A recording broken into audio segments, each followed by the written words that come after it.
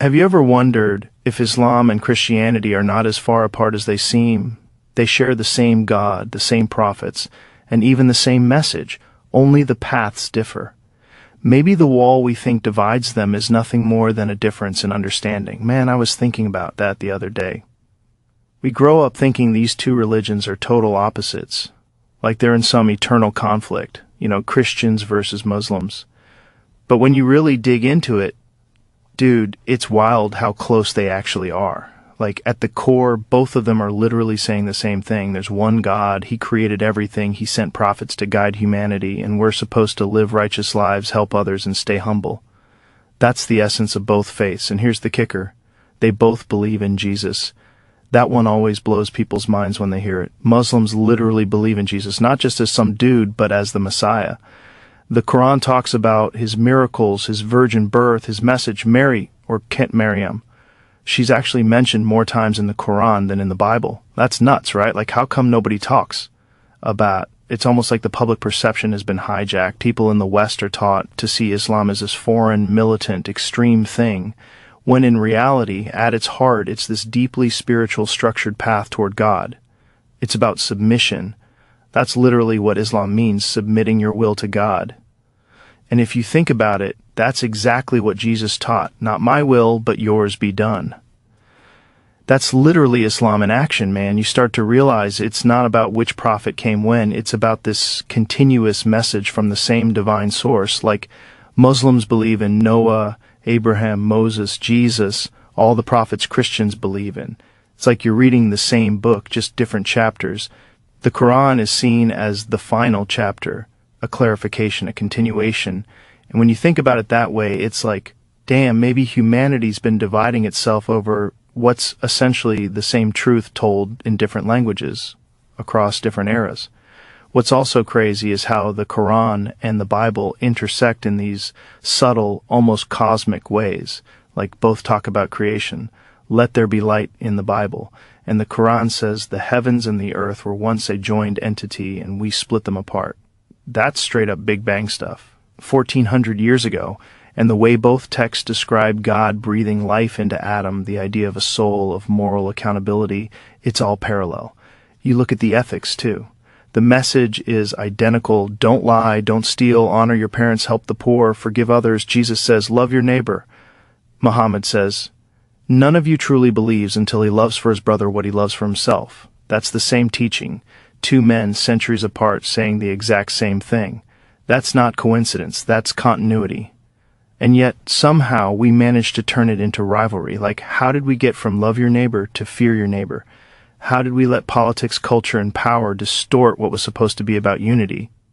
That part eats at me sometimes, because I talk to people, Muslims, Christians, atheists, and everyone's looking for the same thing, truth, meaning, peace. And both these religions literally start from the same foundation. There's one creator who made everything with purpose. The science part of it too, man, that's where it gets even weirder. The Quran talks about embryology, the expanding universe, the water cycle, all these natural phenomena that line up with modern discoveries. And it's not like it's thrown in metaphorically, it's described in this incredibly precise way. So when I see that, I start to wonder, were these revelations tapping into some kind of universal knowledge, like a download of truth that transcends time? Because hat would mean religion and science aren't enemies, they're just different languages describing the same reality. And think about this. Both Islam and Christianity say that life isn't random, that there's accountability, that what you do matters, that love, compassion, justice, those things aren't just human inventions, they're divine principles. That's a heavy thing to wrap your head around.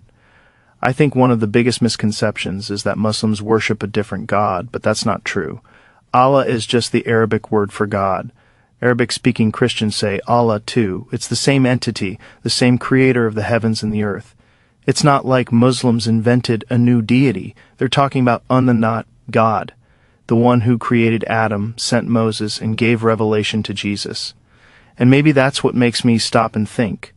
Maybe we're all arguing over labels while missing the actual message.